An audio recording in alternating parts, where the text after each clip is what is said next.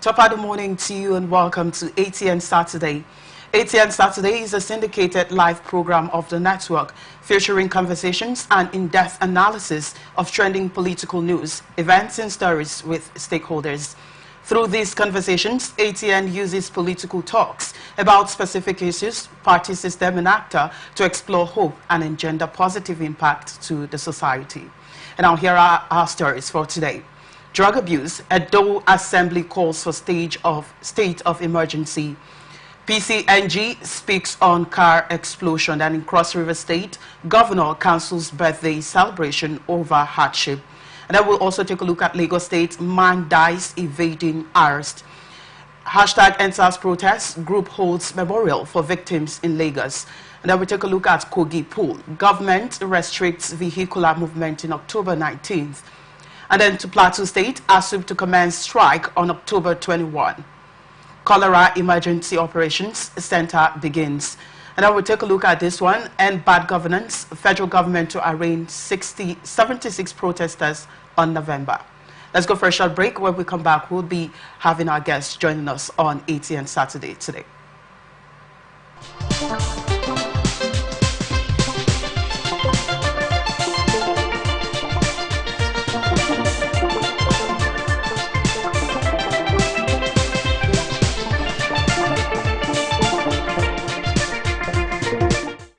From the lines across the ocean to the land beyond the mountains, through the Sahara, we bring all the sport news, live analysis, expert discussions on trending stories in politics, business, socio-economic, sports, and documentaries. So catch all the updates on the happenings around the globe. Stay focused on the fact today. Only on ATN.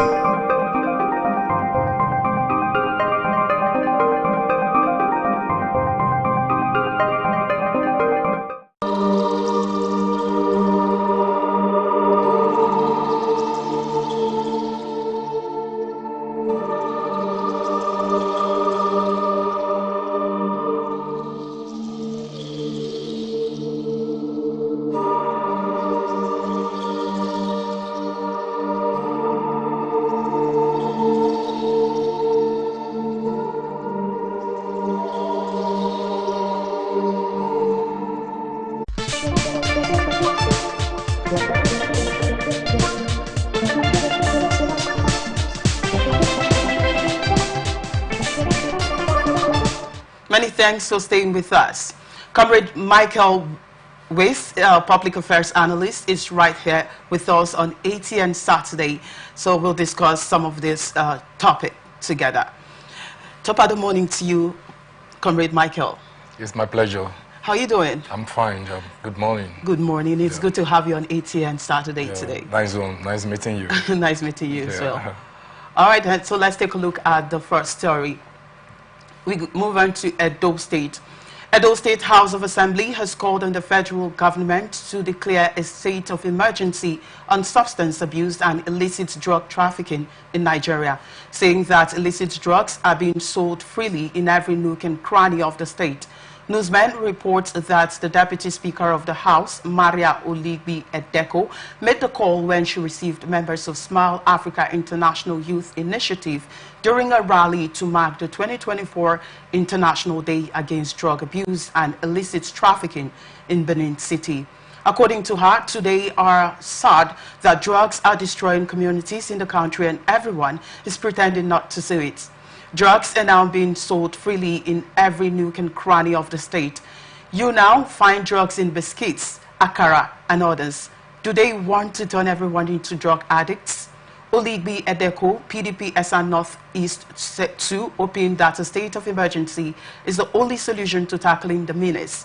She noted that drug abuse and illicit drug trafficking are contributing factors to criminality in the state and the nation at large. She added that drug traffickers are the worst criminals and should not be tolerated in any community or in states that want to make progress.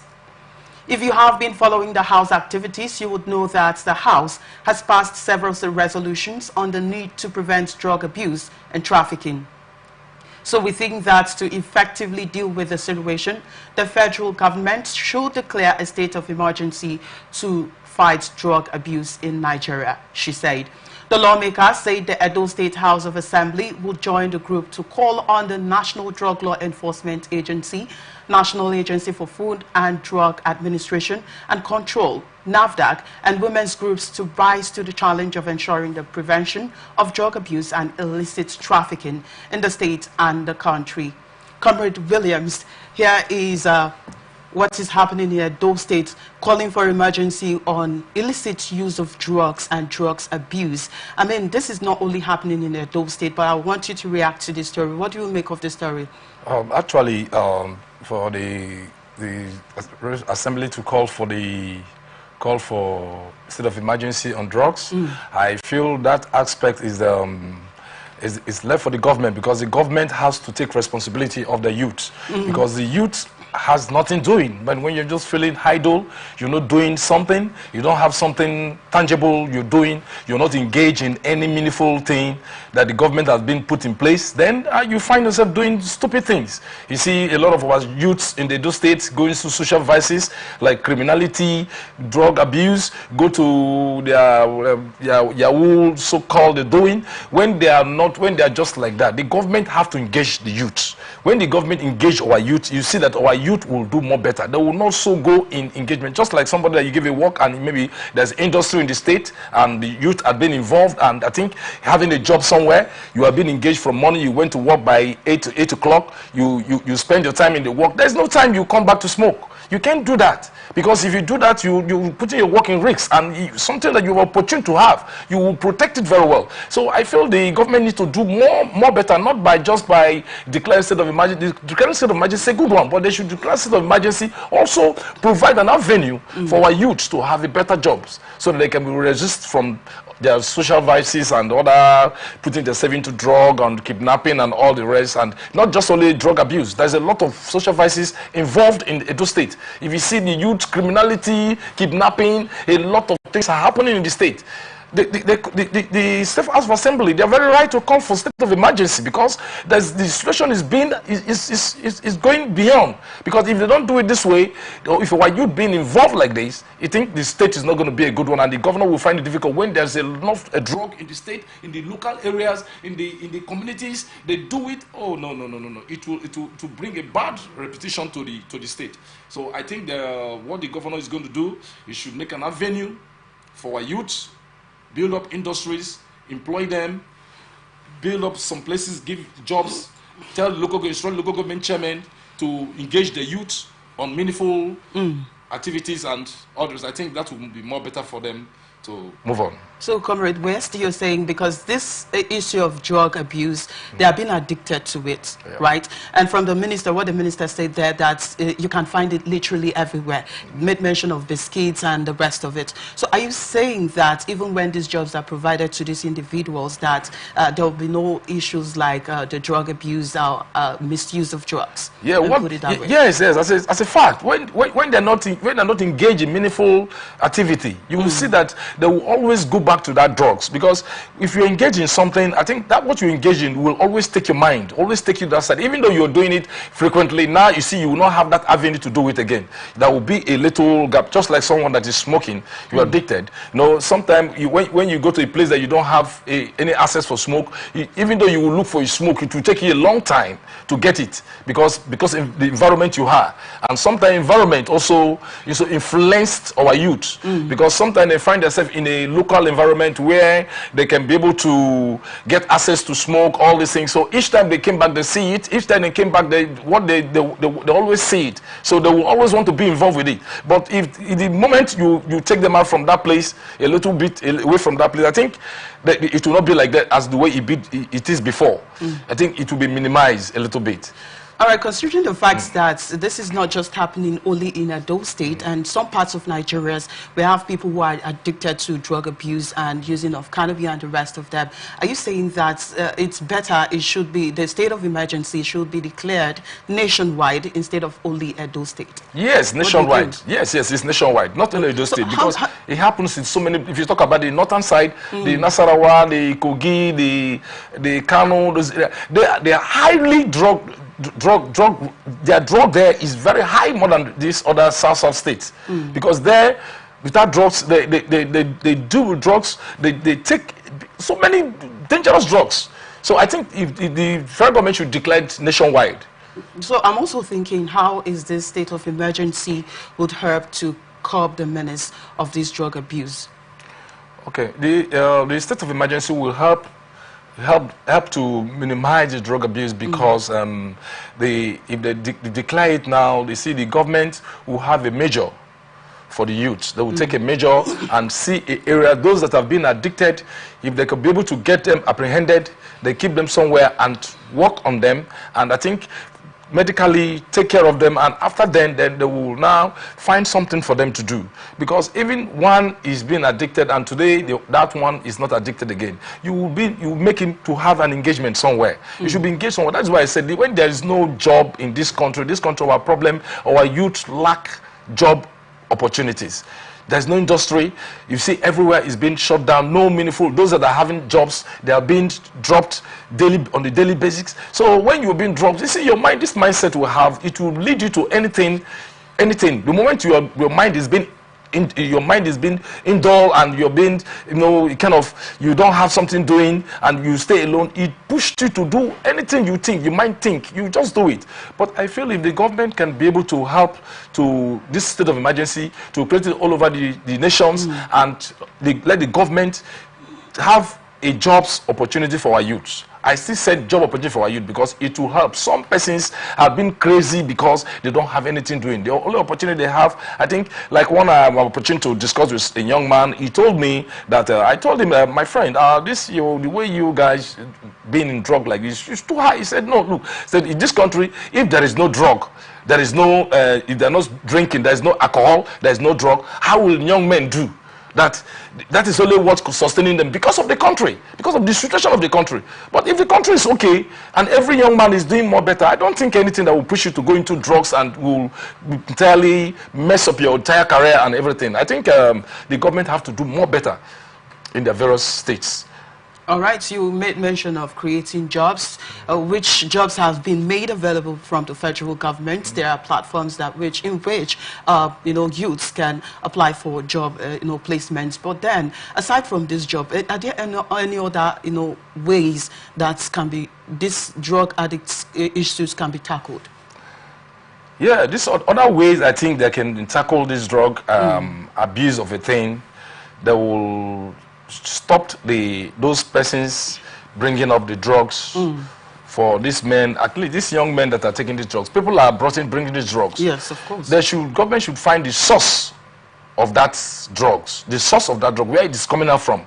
If they can be able to apprehend that source and calm that source down, I think the intake of drugs will minimize. Because when the source that the drug is coming out is not been minimized, has not been held down, you will see men, they will always distribute it. It will always come out to the people. Even though in their eating place, in their own areas, the drugs must surely come to them. Because already they know, but if today somebody is buying the drug somewhere here, and when he comes, they said, they have pulled this man, government have taken this man, you will not have a precaution. You will scared. Anywhere you go, they say, they have cut, you say, but if sort of this, let me just be my own, I don't want to enter the hands of the government. You will not be taking precaution. So they should find the source of where the drug is coming up and apprehend them so that the drug intake will be minimized, and try to make let the drug enforcement agencies do their work effectively. They should not be relaxing. Most of the times they relax and they put things in the hands of the people. So when they relax, you see the youths involved in drugs, different kind of drugs, not only smoke, they take a lot of hard drugs. From they bring this, they are taking codeine and other sensitive drugs they take into substance they take and to bring them down. You know, most of our, if you see some persons on the road, drug has messed them up, including the women, including the men, mostly the women. Most of them are, they are crazy. They're crazy. So the government have to do something.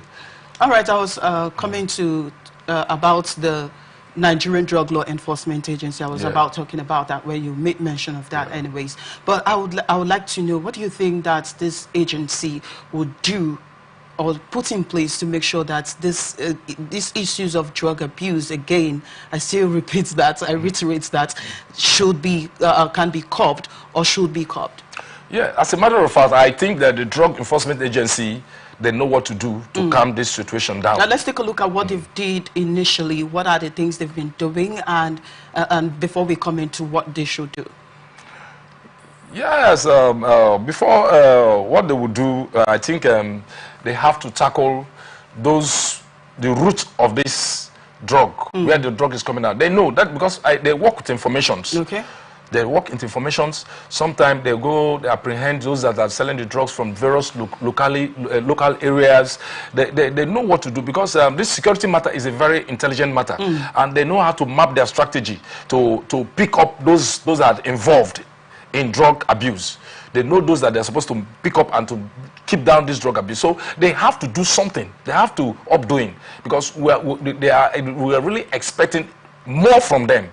Because of the situation of the country, we're expecting more from them, because our youths, most of them are been into drugs, seriously. They're addicted to drugs. So they have to do something. I think if they do something, I think this drug intake will minimize. All right, then. We just hope, fingers crossed, in anticipation that they do something and it should be minimized. All right, let's move on to the next story. Presidential CNG initiative has reacted to the incident that involved a vehicle at a NIPCO CNG station at the Aduwawa in Benin City. In a statement on Friday, the Presidential CNG initiative said the vehicle was illegally modified and not approved. A CNG-powered vehicle at the NIPCO filling station in Aduwawa, Benin, was said to have exploded on Wednesday, leaving 3 persons severely injured, including a motorist who suffered eye injuries. According to reports, 2 others, a woman whose stomach was ripped open and another person whose foot was amputated due to the blast, are currently receiving treatment at the University of Benin Teaching Hospital, Ubo. The explosion was traced to a cylinder that has been fabricated by a welder without proper approval. The welder has reportedly turned himself into the police. The Presidential CNG initiative notes the unfortunate incident that involved an illegally modified vehicle at a NIPCO CNG station at Aduwawa in Benin City. The PCNGI commiserates with those injured in this avoidable incident and is thankful that no lives were lost. The PCNGI also notes that the safe handling of all hydrocarbons is critical to their safe use. Comrade Michael, I mean, this is coming as a result of, federal government initiative to, let me say, a second way of helping the elites, Nigerians, in terms of the hike in fuel pump price today. And they've come up with another alternatives for Nigerians, and now we are having this first instances of accident. I would like you to react to this. Yes,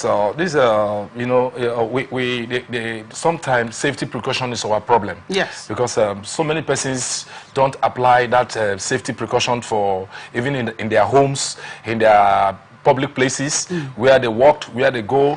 As a safety, where you apply safety precautions, at least a car like that, you have a explosive material in your car, and you're supposed to know the area you're going with the car, and if something happens, you know what to do immediately. You immediately act.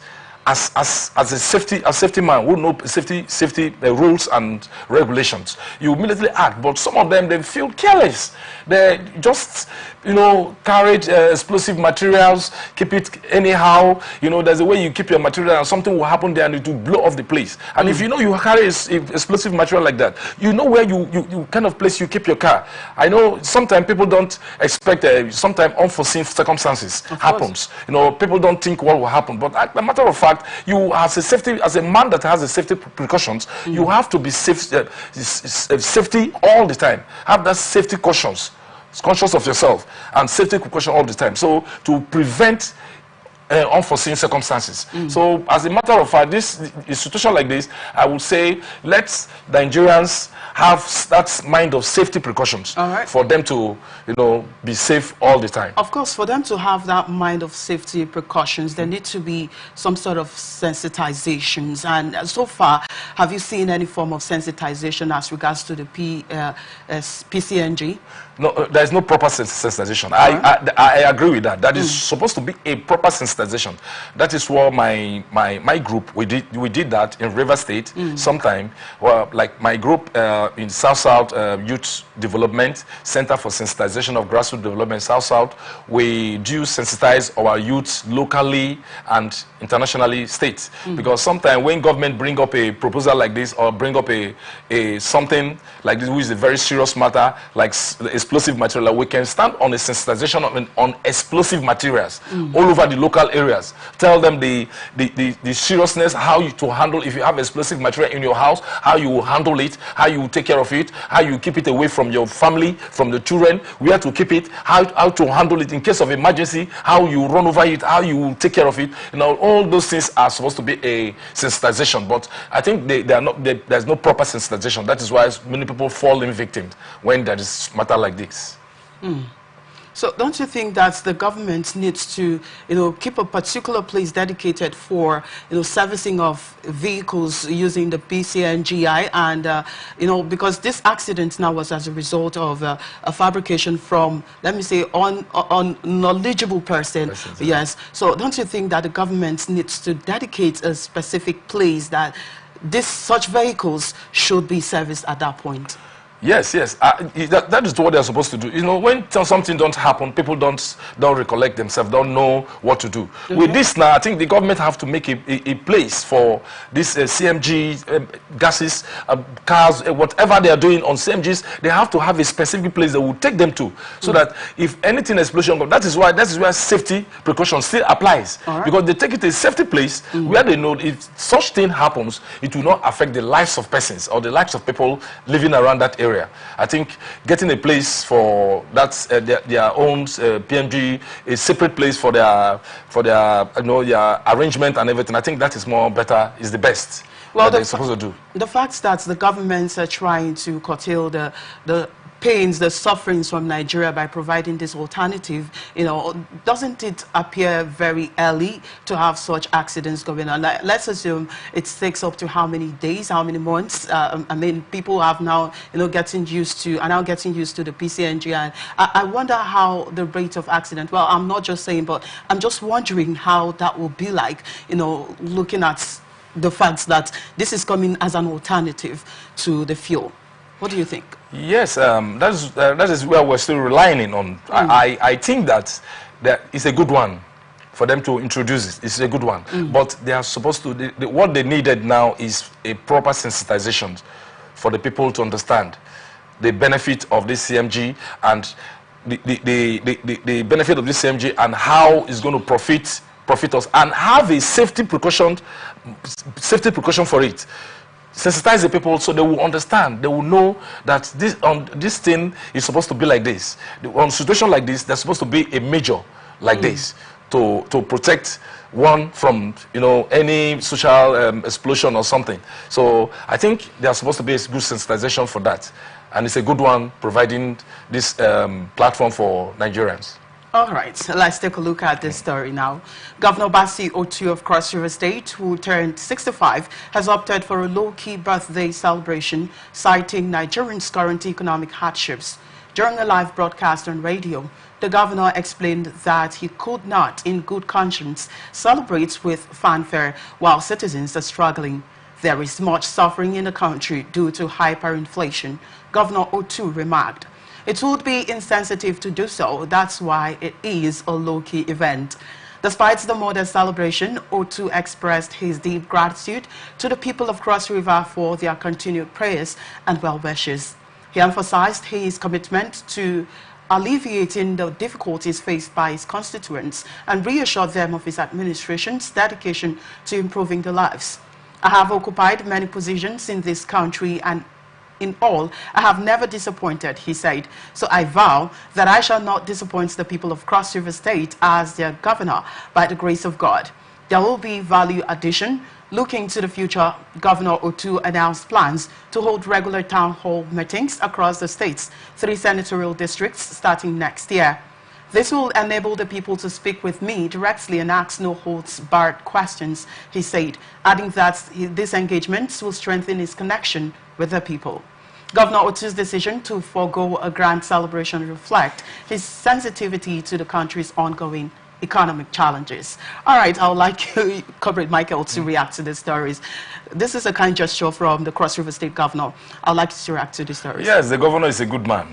He really has the people at heart. That he forfeited his birthday. Yeah, he forfeited his birthday. Yes, he forfeited his birthday for the people. Because if as a governor, when you don't have the people on heart, you do a lot of things. He knew that there is hardship in the country. Okay. It's not easy for people. When you don't go to the local areas, you will not know. But we Nigerians, a real Nigerian will know that the country is really fucking hard. For the people, for the citizens. So I really aligned with the governor what he said, that because of the hardship of the country, he has to forfeit. He don't want to do his birthday so broad and you know, everybody will see he's happy, joyful, he has money. No, but he's still having that feelings for Nigerians. That said he will it's like he's mourning with us. He's mourning with with Nigerians. The hardship of the country is mourning with us. As a governor, I know he will do better. He's a good man. He will do better. As what he just said, I know he's on this Cross River State. I think he's doing fine. He's doing fine. For now, we have not gotten a issue of concerning any serious matter in Cross River State, and I think he will do more better than this. There seems to be more confidence with the government. Yes, I'm confident with him. But then I'm wondering, how could this forfeiture, a birthday celebration forfeiture, benefits the citizens? Yeah, officially, I think if things are okay, the country's things are okay, the state is going well, he will be happy to invite more people to celebrate his birthday. Okay. As the governor doing birthday, I think the local government chairman, commissioners, all of them will come around, and they will also come with their supporters. Of course, it says the birthday is going to be on a low key, so there's going to be a low key birthday. But then, I'm still wondering how that is going to benefit the masses, or let me say, Cross Riverians. No, I think his birthday, he cannot benefit everybody. It's just when he said it's low key, maybe he wants to bring in maybe some of the commissioners. They will be there. The local government chairman, they will be there. Maybe they will come with their PAs, and there's some 1 or 2 supporters who will just say, let's go to government house. Maybe governor will also instruct them, please, I want to do this low key. I don't want crowd. And every chairman will know who and who to come with. You understand? They will do it in a low key based on what the governor will tell them. If you want to do it more than that, you also tell them, please, okay, I want to come with 10 persons, and they can come, and after everything, you will give them presents and thanks for coming, pay back the transport, and I think that's the major thing. All right. So what have you perceived so far that is being done by the Cross River State Governor to show that he's really perceiving the pains, the hardship that the citizens, Cross Riverians, are going through? Not even Cross Riverians, Nigerians as well. Yes, the governor, Cross River State Governor, the man. I think His Excellency is trying. I think for the few time he has done 1 or 2 for the state. I think the state has not even said he's doing bad. They have not, like unlike other states that maybe people are confronting the governor. Governor is not doing anything. Governor is just like everything like that. So his own is quite different. I think the way he's going in across River State, I think the next 6 months or 1 year, I think everywhere it will change. He will show a good platform for the citizens of the state. He will set a good platform for the people of the state, because he has been a very effective man. He has been a vibrant man. He has been connected to the local government chairman, knowing, supporting them, encouraging them to make sure they worked for their citizens, make sure they are being committed. They should be carried, everybody, they should make sure they carry everybody along. So a man that will be telling his local government chairman, gingering them up, tell them to carry the people along, you know, try to motivate them to do something, I think he's a good person. And I think any moment from now, there's a plans I think he's having for the state, entire state, and he will do something. All right, so aside from the forfeiture of his birthday, what other means or what other thing do you think he should have done to show that he perceived the suffering, the hardship from the masses? Yes, what I think right now, the masses right now need is woman development, woman capacity development. He should make sure the citizens of the state, Cross River State, citizens of the states, he should make sure he provides opportunity for them to have jobs. Also empower them, those that do petty business, empower them. I think support them with some financial empowerment, create a good avenue for them to have better things to come in.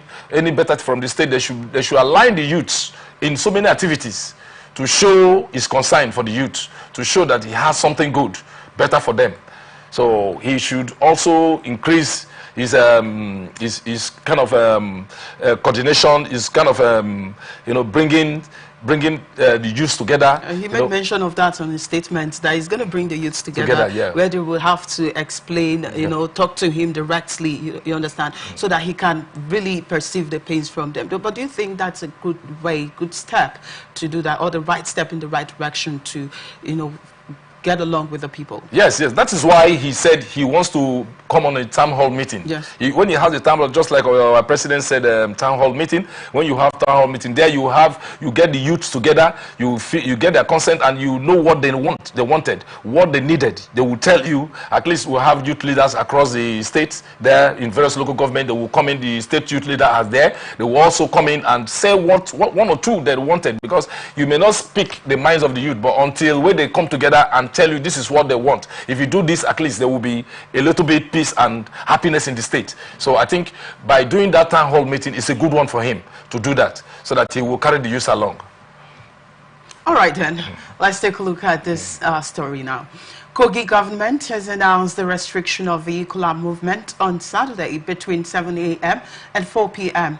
Kingsley Fanwo, Commissioner for Information, in a statement issued in Lokoja on Friday, said that the decision was to ensure a hitch-free council poll in the state. The commissioner called on the citizens to come out massively to participate in the local government election to elect their representatives at the local government areas. He, however, assured prospective voters of adequate security as they exercise the franchise on Saturday. According to him, it is pertinent to call on the citizens to make democracy a free will of the people and the power of the ballot over the bullets. He said that the state government will do everything within the presence of the law to maintain law and order for the growth and development of the state. Comrade Michael West, we usually have this same reports every time we're having elections in some states. Yeah, exactly. And then at the end of the elections, we hear that there are election malpractice, there are election this and that. A lot of things goes on, you know, during the election process. And now we are having this in Kogi State. What do you make of this story? Yes, first of all, what the governor did to restrict people driving and all the rest, and during the election time, is a good one, because by when the election is taking place, those that will drive, move, like they may carry explosive materials anywhere to go and set havoc. There are people who don't like the system, that wants to work against the system. So by restricting them from not moving with their cars and all the rest, it's a good one. And that is how elections supposed to be. And the other perspective of the elections, you know, every governor has interests. Individuals have interests. The national assemblies have interests. So definitely in elections, somebody must win. Somebody must take the day. So I think Edo State election, Kogi State election this time around will be more, because they want to free and fair now, because now the governor promised to that election, he promised the Nigerians and a group Kogi people that the election is going to be free and fair, and nobody will be victimized. So as we were seeing in the previous election that's passed, I think this will going to be more better, and advise the Electoral Commission there to make sure they do the right thing. What I'm trying to say is that there have been similar restrictions during the election on various different states, but then we still have reports of victimization during the election process. So I'm still asking, in which effect will this work? Because is this going to work? Let me put it that way. That victimization is something is normal in elections. But, you know, but right now, I think it's minimized. It's not like before again. Maybe before, when people are doing anyhow they liked, they will just take any actions and just try to oppress. This time around, people are civilized. And that victimization will not be always play, because the people are now, the people want to protect their votes. They want to make sure, because of the previous incident that have occurred, previous incidents that have occurred, they want to make sure this time around when they vote, they protect their vote and make sure they announce it there and get the right results so that people will not be victimized. But the question is, there have been similar restrictions, right? But then we still have cases of victimization of voters and even the staffs, the INEC staffs and all of that. We still have reports of them. Why is this happening? Why is this occurring? What should be done for this? Is this restrictions the only way to stop that? Okay, I don't think every circumstance, everything that's happening, you will only bring, you cannot entirely wipe it out. He will always minimize a little bit. It will minimize, because now that it's been like this, it's always occurring, and people are observing it. So I think people have to take measures, and there is most times we have some familiarities from the electoral officers with the contestants and all the rest. You know, sometimes they align themselves, and you will see maybe this one will try to want to victimize this other person. This other person maybe is working as electoral commissioner or electoral officer. You will see, you will have that support for somebody else. And when other people notice it, and you see that there will be a problem, and they will always use that one to oppress the other people who are not in line with them. You understand what I mean? In line with them. So that victimization, I think it will always be. There's no way you will take it out. Even in national elections, presidential election, you will always have it. So the country, we just need to change our system and make sure we didn't practice this. It will not be occurring like, because if we continue like this, it will not be a good one for us. It will not be a good result for Nigerians. So that's a good move from the governor. Yes, a good move. Yes, a good move. Yes. Okay. So then we move into Lagos State now. Man dies evading arrest. The police command in Lagos State says a man allegedly jumped into a canal and died to avoid arrest in the Ipaja area of the state. The command spokesperson, SP Benjamin Hundeyin, stated this in the post he shared on his verified X handle at Ben Hundeyin on Friday. He said that the incident happened on Wednesday at about 10 a.m. in Mosan Okunola area of Ipaja. Hundeyin, who was responding to the reports that the man had encounter with the police who chased him into the canal, said the reports was not true. He said that the police visited the scene and met eyewitnesses on ground who voluntarily gave their statements regarding the unfortunate incident. The young man was a passenger on a motorcycle riding against the traffic. Immediately, they sighted the police approaching in their vehicle. The rider made a sharp U-turn while the passenger jumped off the motorcycle, crossed the road, and ran through a nearby tipper garage. People in the garage who saw him running towards the canal and at the same time emptying the contents of his pockets agitatedly warned him about a canal ahead. All right. I mean, somebody is trying to escape being arrested, and then he dies at that moment. This is quite pathetic anyway. So let me get your reaction. I think our Nigerian police are supposed to use technically diplomacy on their pattern of arrest. Okay. Because the moment you want to, as a security agency man, you want to arrest somebody, and you know that he wants to arrest him. He wants to find a way to run. And if you know that maybe the kind of arrest is not something that he shot somebody somebody, or he did not go and maybe he strangled somebody to death and you want to hold him ransom. So this is something maybe you drive against the traffic and saw seeing the police, you want to do the right thing immediately, and you went and the police now they're supposed to use a diplomacy on this. So many things, so many times this happens in the country. Sometimes police may come in a place, some people will, on the fear will jump to somewhere and they will just die. So I think police need to use another format for an arrest, another format to pick up somebody. They can see the young man on the far way, stop and do it as if they're not chasing him, but they have seen him, and someone or one or two can make a way and move down to where he is and hold him up. It's not necessary you confront him face one-on-one that you want to hold him. He will run away. And you know, when it's just like when somebody wants to die, you will enter into the water and you want to die. Whatever you see, you will hold. If you're in the water, you want to lose. Like you are saying that this is your death in the water. Anything you see, even waterproof, you hold, you will think that is something. You want to make sure you save yourself. On that area, before you know it, you find yourself in a different way. Maybe that waterproof is not something that will save you. Before you know it, you've given up.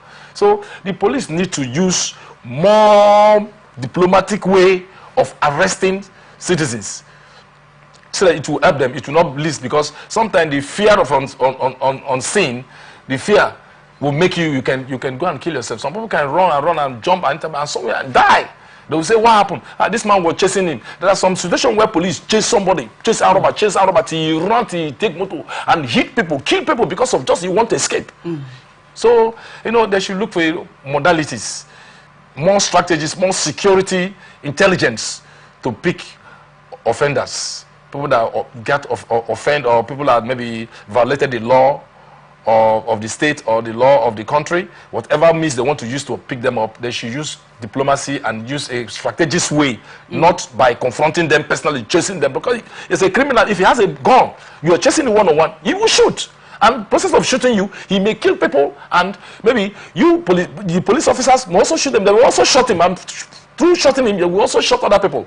Because, you know, so when you don't have a diplomatic way to approach a situation like this, you find it more, a lot of disaster will come in.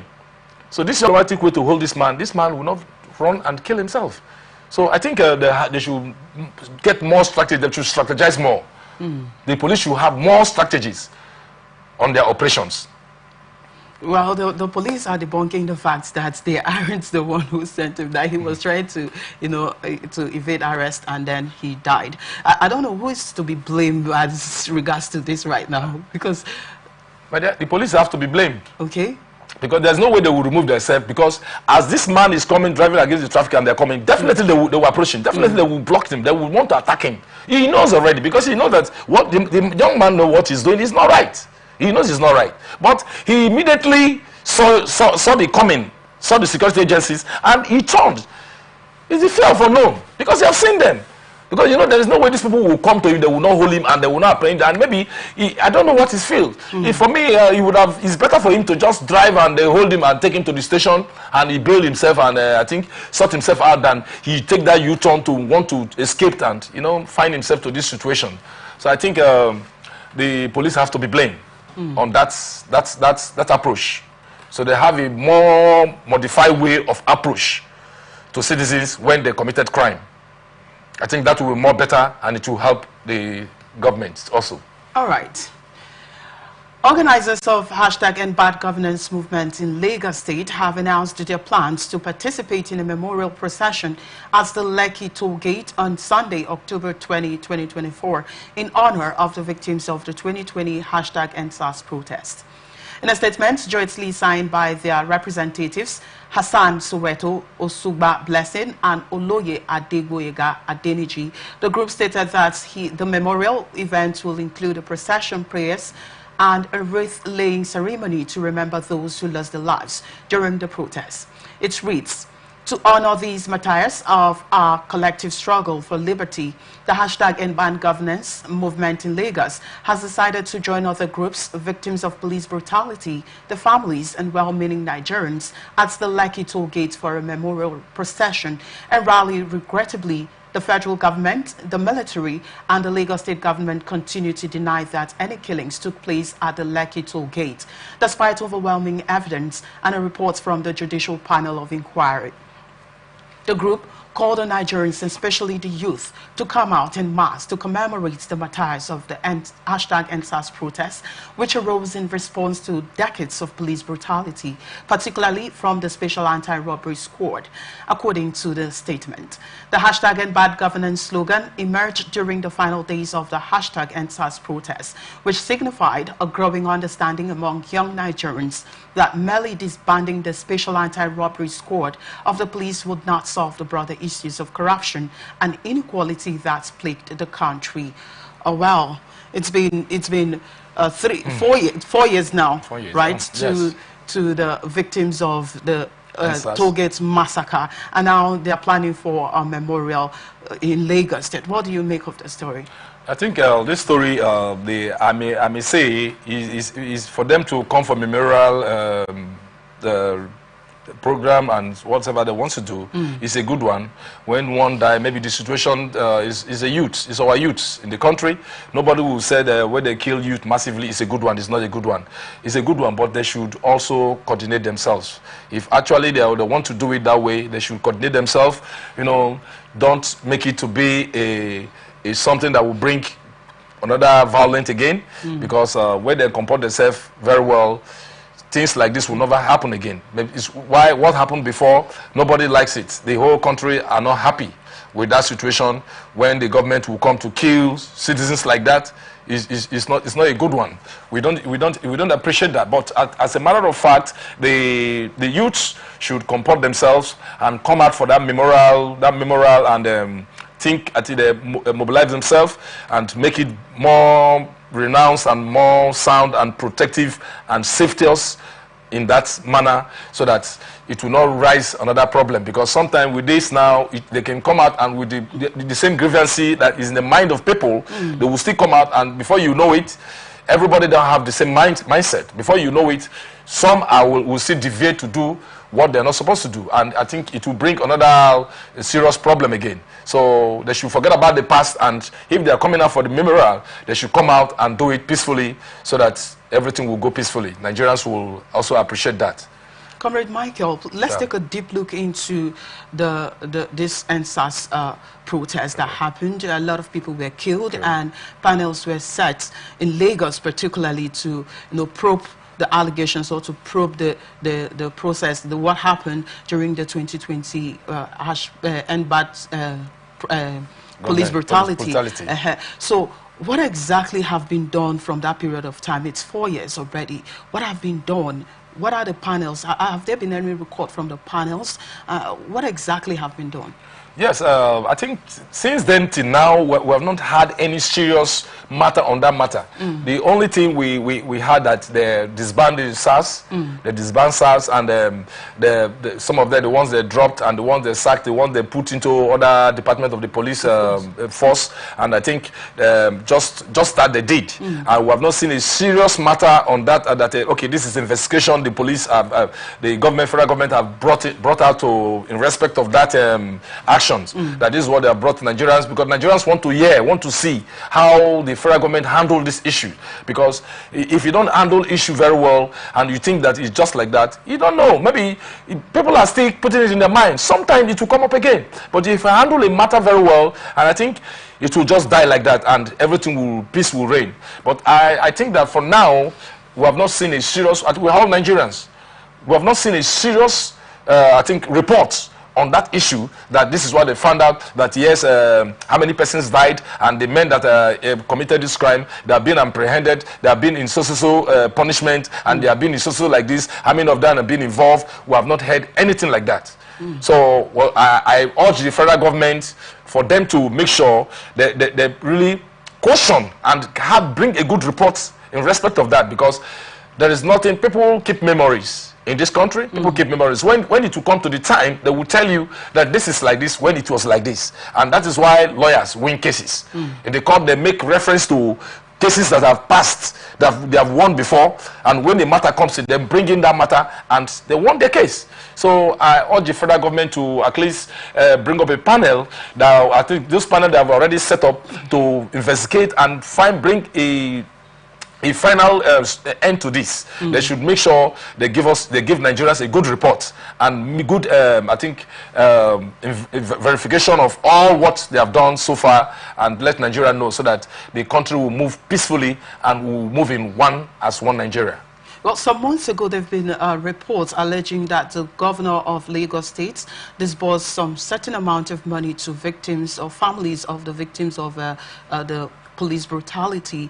I mean, the fact that this is coming out, isn't that questionable? Yeah, it's questionable.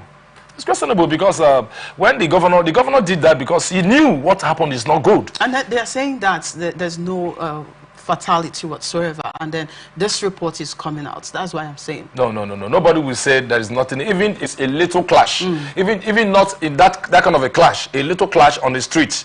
That government, any police and civilians, you see that it's not going to be easy. Talk less of that brutality. There was casualty. There was casualty. No doubt. They may say maybe the government may say what they likes.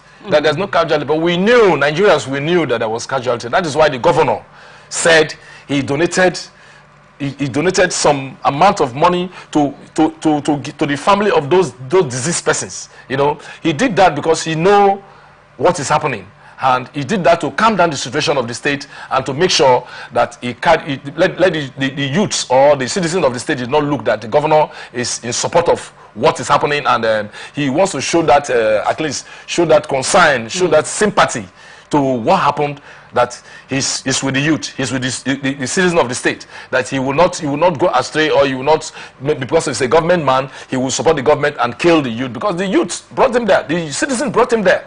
Without the vote of the citizen, he will not be there. If today you're doing anything anywhere as you're contesting based on as a democracy, people must bring you out. You must have people that say, yes, we believe on this man, that you will come out. So when you are there, you have to work for them. You have to protect them. You have to guide them. You have to give them sort of at least encouragement or sort of backing up. So what I think what the governor did then is he did a good one, and I think what they want to do now, the kind of memorial they want to do, the memorial I think is a good one to remember, and the governor I think will also support them and make sure they do it safe and give them security agencies that will guide them not to commit any violence anymore. All right, Comrade Michael, it's been 4 years now since the #EndSARS protest occurred. So far, has there been any development in terms on the parts of the security operatives? Yes, there's development, because across the country, the brutality of the security agents is minimized. It's really minimized. We know that it's minimized, not just as before that you have security agents without nothing, they will just go and arrest people, beat up people, shotgun anyhow, sporadically like that. It's not like that again. Now they have taken precautions on their office. They are all taking precautions. I think the commissioner of police in various states are talking to their men how to behave, and the police need more of intellectual, conduct, more of intellectual conduct. Because when you meet some policemen on the road, you wouldn't believe that police are good like this. Some policemen are good.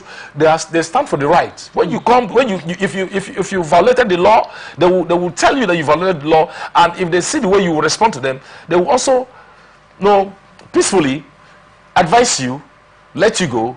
But some of them, those ones are the intelligent ones. Some of them are very brutal. They don't, even you're talking, they don't want to hear. They will rough handle you. Want to make sure that they will victimize you. My friend, come on, those times are past. Most of them are still doing it, but I think it's minimized down now.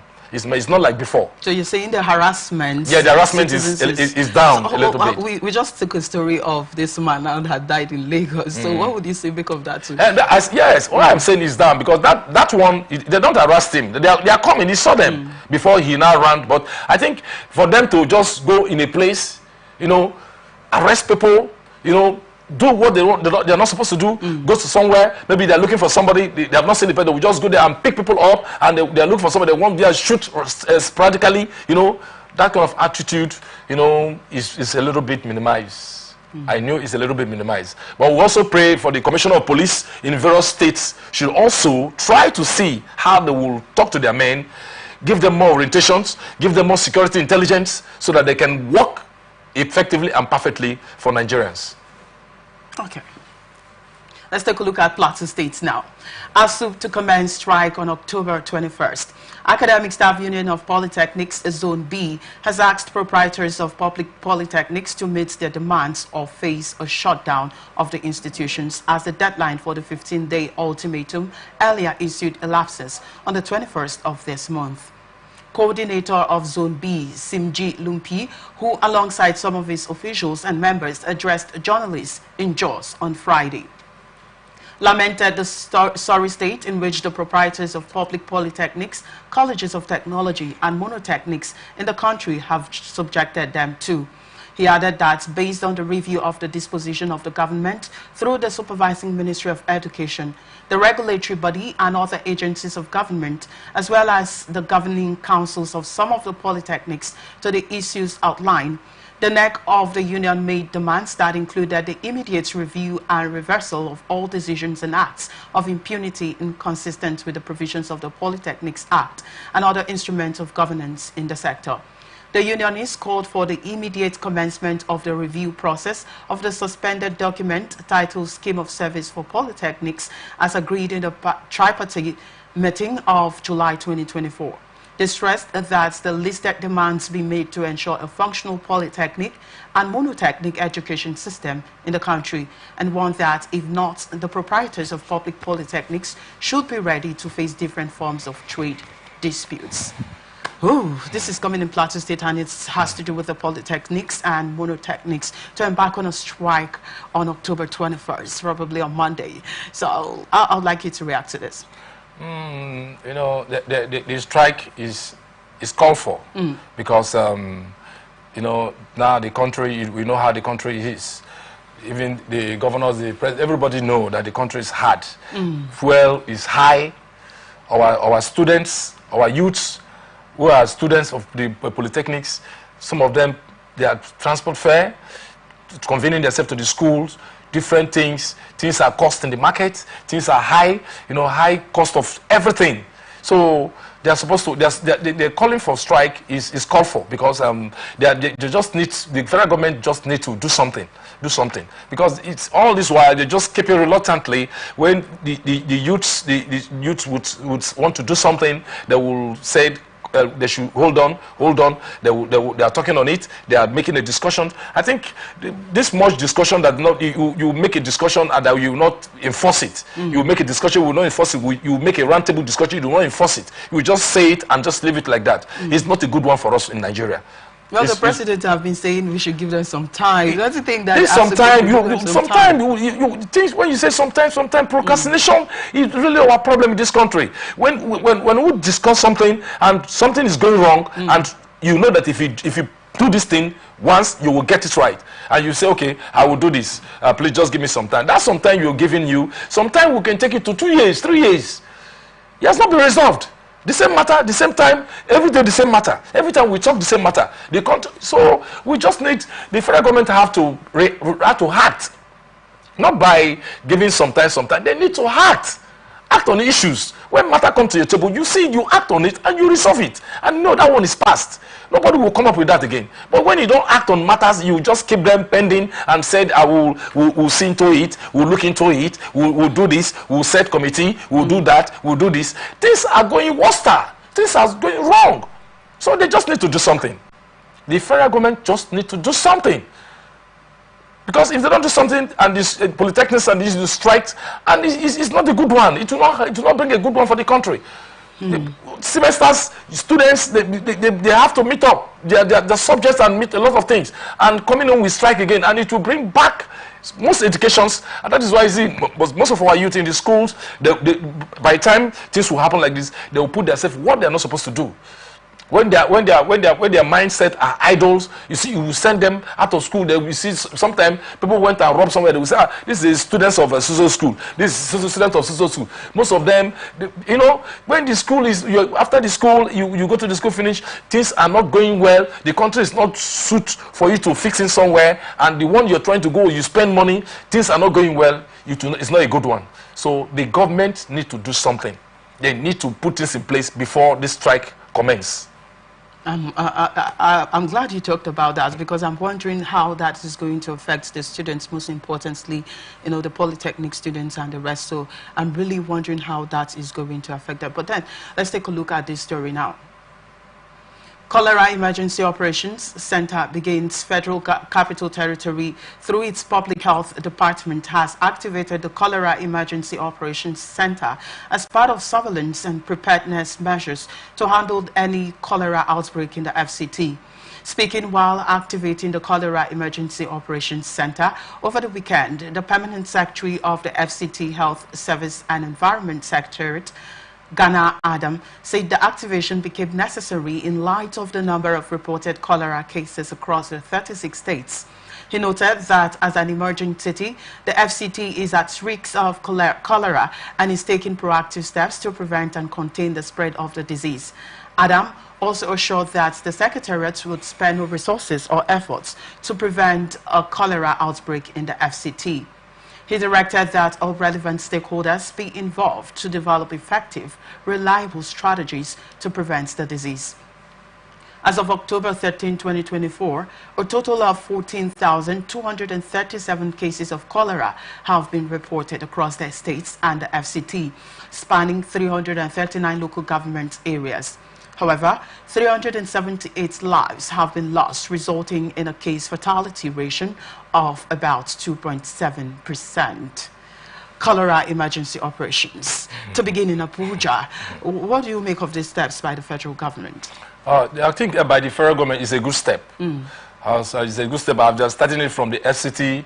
They should also make sure it goes around the whole state in the federation, because I've seen they're starting it there. There's the capital city of the federation. They're actually starting it there. They should also make sure they tackle it properly, because this cholera is not a good one. See the amount of persons that have given up.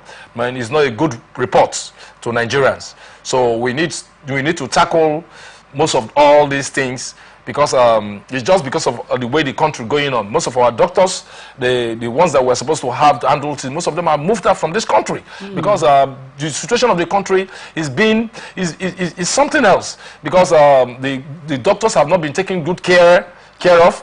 The other maybe nurses and the qualified nurses, good nurses, they are not being taken good care of, and they are all moving out. So I think we need the nurses, the doctors to really be involved. The medical department, they should be involved in this cholera restriction of this cholera from the affection to the citizens. So after starting in Abuja, they should also make it proper that it should also spread to the entire federation, so that we can have it free. We can be free from this cholera of 18. Well, you made mention of doctors leaving. What could be the possible reason why doctors are leaving Nigeria? Oh, I think the doctors are leaving because they are not taking very good care. Federal government are not taking good care of our doctors. If they are taking good care of our doctors, there is no way you have been taking good care that you will leave your home, or your father is taking good care of you. As a child, do everything for you, that you leave your house and move there. You want to go to another person's house and stay. It doesn't possible. But if your father is doing everything you wanted for you, I think no need. You'll be even there posing and making yourself more available for your father to be, for whatever he wanted to do for you, because he's making you happy. So whatever you sent him to do, you will do it. So the doctors are not well taken care of. That is why most of them are moving. So I think the federal government should do something very good to take care of our doctors, so that most of them that have moved will come back to Nigeria. All right. Okay, so let's take a look at this last story now. Federal government will on November 1st arraign 76 #and bad governance protesters before Justice Obiora Egwuatu of the Federal High Court in Abuja. The 76 protesters were arrested in Abuja, Kaduna, Gombe, Jos, Katsina and Kano during the protests which were held between August 1st and 10th, 2024 across several parts of the country. The protests were sparked by widespread economic hardship, leading many Nigerians to take to the streets to express their grievances during this period.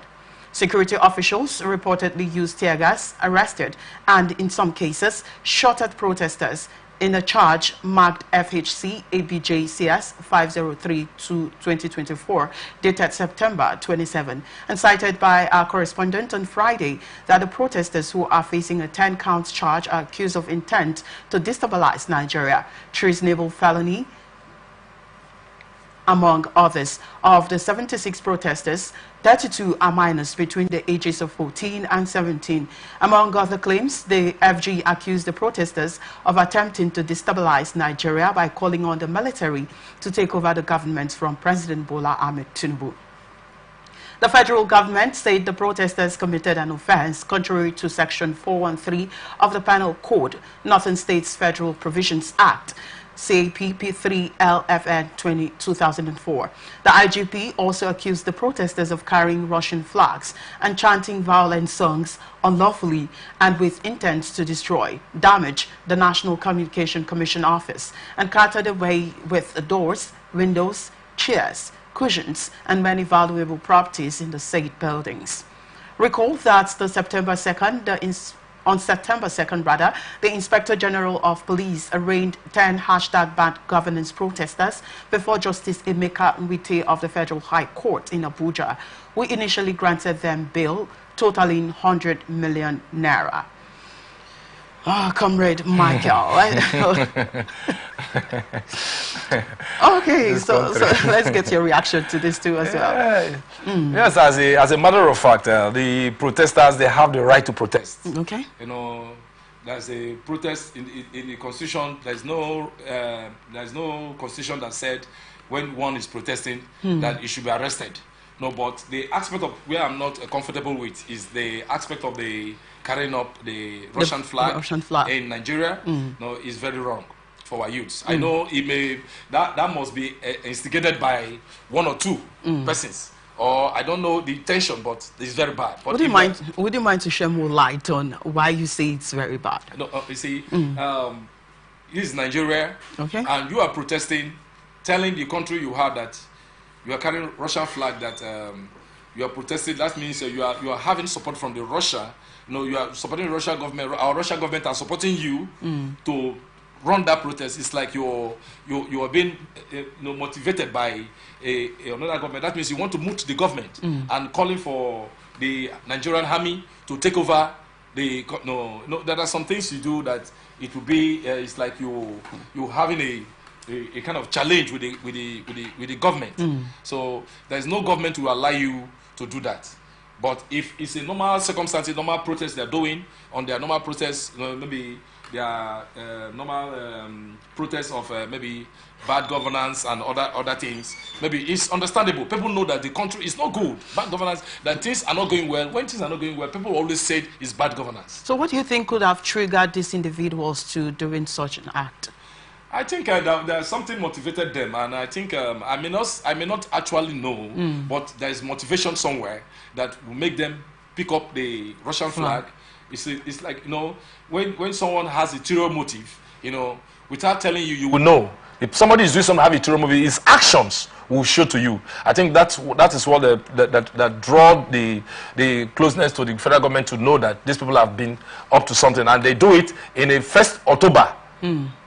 That the government has been want to be a celebration day, and you're doing that. It's, there are a lot of thinking, a lot of. So this happens during the 10th of October. That is almost the range. So the plans have been on ground. Okay. The plan has been on ground before that will comment, because there's no need you protesting, bringing other. If you're protesting, you using your country flag, protesting, and you write your aim, what you're protesting for. People will see. You always, as when the way our protesters normally do, where they're protesting, they carry their placards. You see what they're writing. The government is bad. They're treating us like this. We don't like this. It's a normal thing that your citizens will cry out for the government to listen to them. The areas they need support and they need help, and the areas they need to rectify. But when those areas have not been pointed out, and is exceeding more than that, it calls for concern. for the government to, you know, put a stop to that. All right. So far, do you think the government has done anything to address the issues of these protesters? Have they done any, if not all, some things that these protesters demanded? Is there any way the government have worked to provide this request by the protesters? I think the government have not. They have not met. They are always said they are looking into it. They are looking into what the protesters they wanted from the government, and government will say, okay, we have heard you. Okay, hold on, let's see how we call up a committee to sit on this matter, to look into it and see how we put a final stop to this. Up to now, I think they have not met. We all know they have not met the condition. That is why you see everything is still tangling like this. And as we know, as it stands now, what is happening as it stands now, the president is not in the country. The vice president go out for a 2 days visit at Sweden. So, you know, the country is without no leader. And the ones we have, I think I don't know if they will handle the situation carefully and before the president and the vice president will coming back to the country. I think they have to do something. They have to do something, because when protesters protest, you must, what they needed. At least you do something, you start something, even though you don't do all, you start something, do one or two, so that they will know that things have started coming up, rather than keeping it pending, say they are looking into it, they are coming, and things are going bad.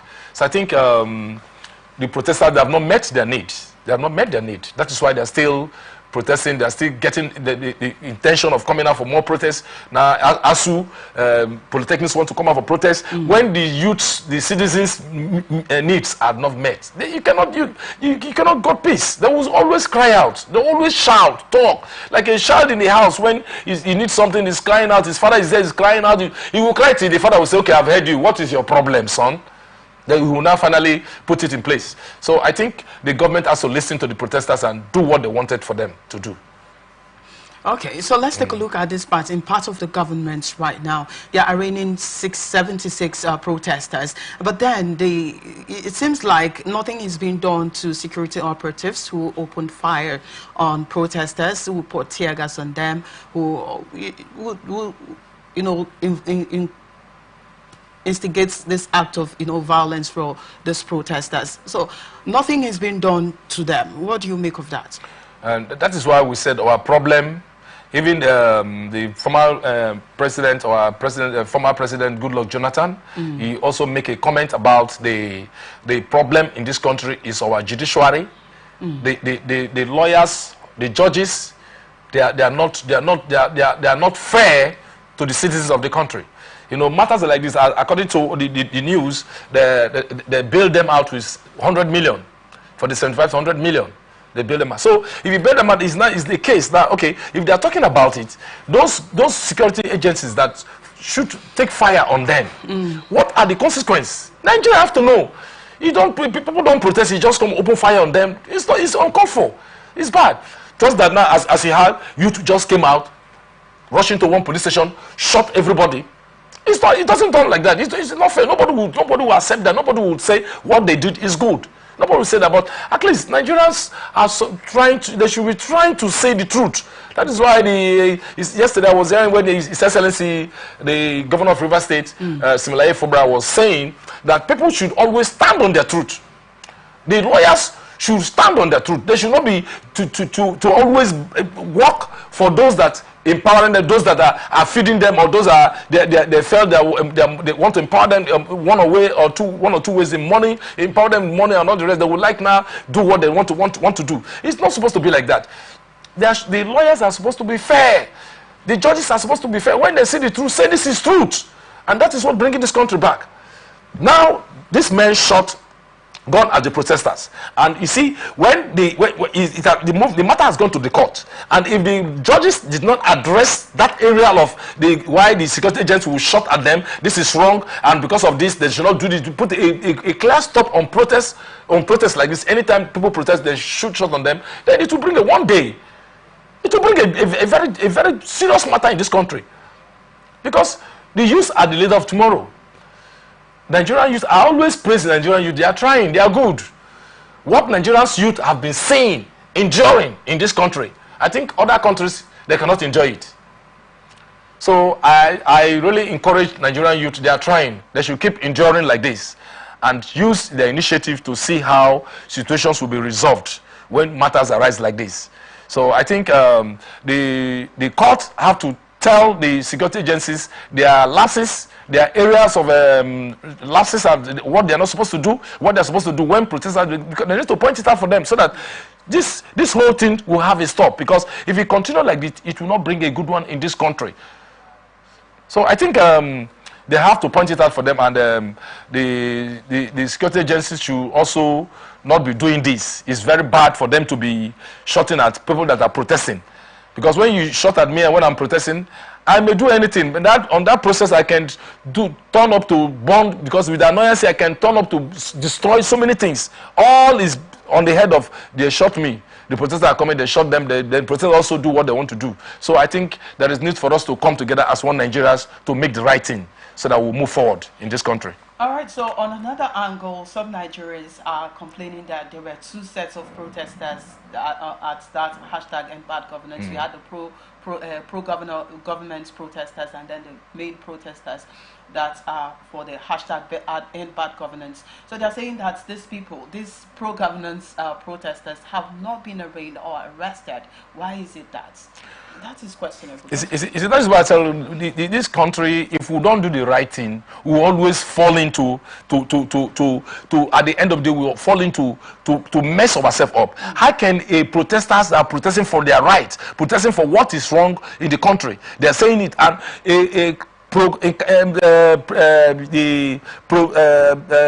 government protesters came in, and they will arrest this other group, they will not even arrest anybody there. That means to tell you that is conspiracy.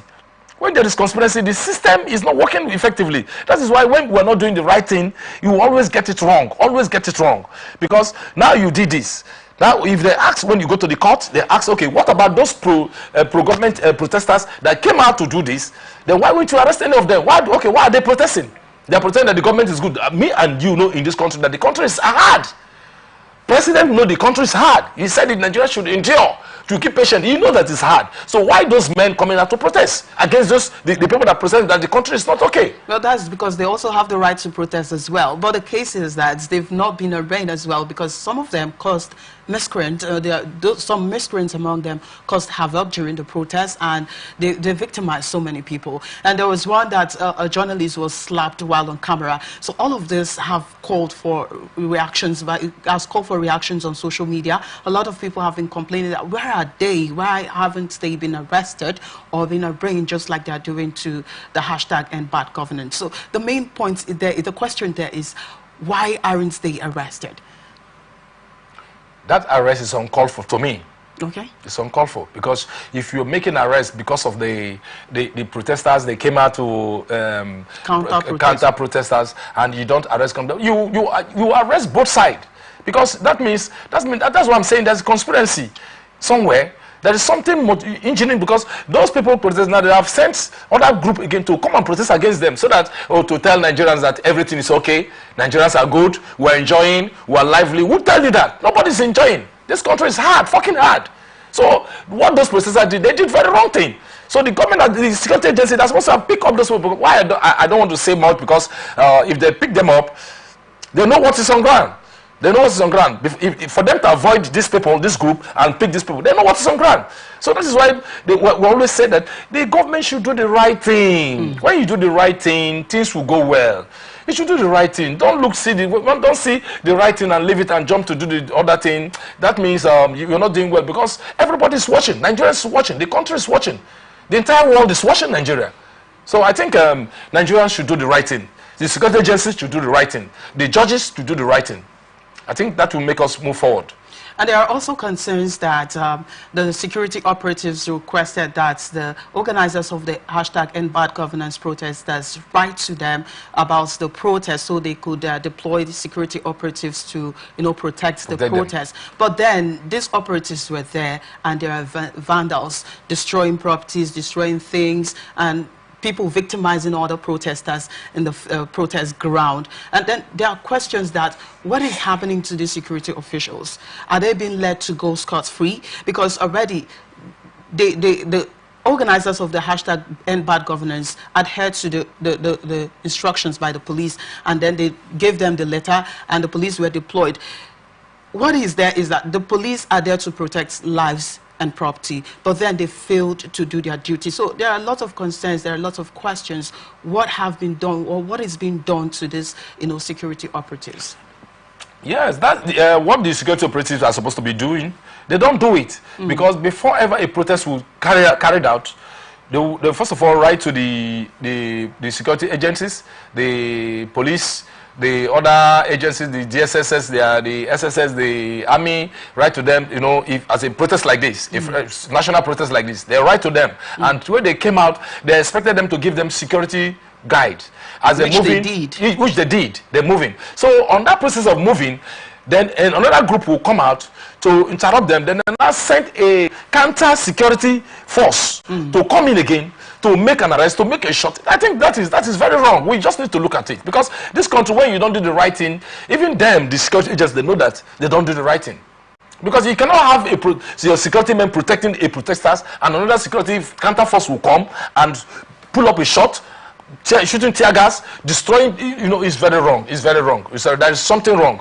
There's very something wrong. That's why I said they have to do the right thing. If security agencies don't do the right thing, they will find themselves to be blamed, because citizens will always have problem with them. And if citizens continuously lose confidence on the security agencies, it will be a big problem for them, because it will hard for them to have information. Because if the police is your friend, the security agency is your friend, then easily get informed, and their work will be very easier for them, because information is coming from the citizens. Because there are some things that will happen in this territory that's like as we have in this place. There's no police here, but if anything is happening here, I can put on a call and call the security agency local in my area. So there's something happening, they will come. We'll give them information. But when we're not in good terms, good working relationship with the security agencies, and the citizens are not getting a good relationship with the security agencies, see, things will not be working effectively with the security agencies, and they will find it very hard to execute their security responsibilities. So I think the security agencies should try and put themselves to order, and I call on the Inspector General of Police to always put things right. When situations like this arise, he's supposed to send a panel to find out the cost of this. There's no way a security agencies will come up to protect protesters, protesters. Then another counter force will come. He will ask where those men are coming, who sent them. There must be an investigation to find out. The police know how to make their findings. Unless they don't want to find, or they are part of it. If they're not part of it, if the police want to investigate, they will investigate and give you the real fact. You will get the fact and figure. So I think the Inspector General of Police should get the facts and figure on this matter and resolve it. Let it not happen again, because if it happens, it will not be a good one for Nigerians, because Nigerians did not expect this from them. And as a Inspector General of Police, he's supposed to up and doing and make sure the police conduct themselves very well in the country, so that the country will move forward. All right, Comrade Michael West, before I let you go, let me get your final statement, your final reactions to all of the stories we've taken so far. What are your final reactions? Okay, my final reaction, I want to urge the Nigerian youths that they should be law-abiding citizens. They should be law-abiding, and make sure everywhere you find yourself, you look for peace. Peace is the only way to follow. According to the governor of Rivers State, he made the peace part, that peace is the only way to follow. If it will cost him his blood for peace to reign, he will do it. So peace is more better than everything. Our advice our youth to resist from social vices like the drug, kidnapping, bunkering, and other sort of social vices. They should make sure entirely resist themselves from all those social vices and see how they will conduct themselves. And I believe by the grace of God, the way things are going, let God touch the heart of the government to turn things around, so for our youths to be happy because this country, there is hardship. We are suffering. So many persons are suffering. If you go to the market, you will see things are hard. Things that you're buying is cheaper amount before. Things are not being like that again. So I think the country, the federal government also should try to make things better for Nigerians so that we will all happy to have a good day. All right. Thank you so much, Comrade Michael Wace, for your insightful thoughts and also your time on ATN Saturday today. Thank you very much. Many thanks for coming, and we look forward to have you on another segment of our show. Thank you very much. It's a pleasure meeting you. And to you, our viewers, we say a very big thank you. And that's the package we have for you on ATN Saturday today. I am Victor Peter. Many thanks for watching.